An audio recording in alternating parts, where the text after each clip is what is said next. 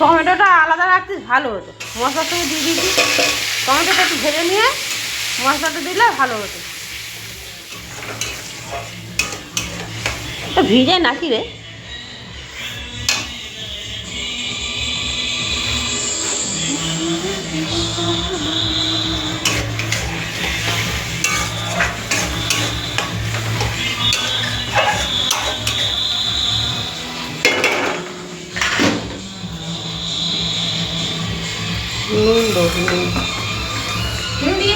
নুন দিদি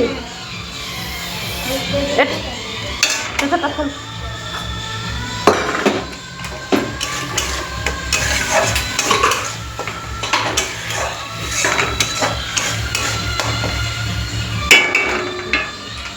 তাই আমি ঢালি না, তাই মশলাটা হোক, মশলাটা কষা হোক।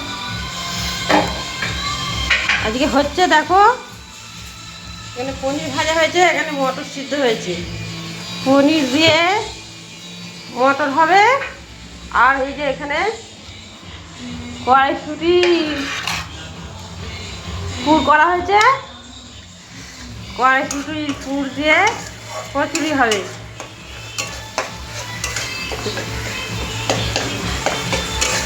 আজকে এই হচ্ছে।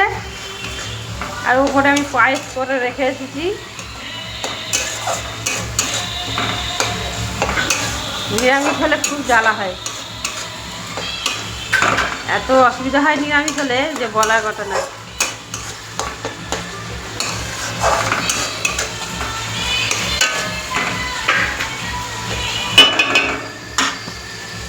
চল টাটা।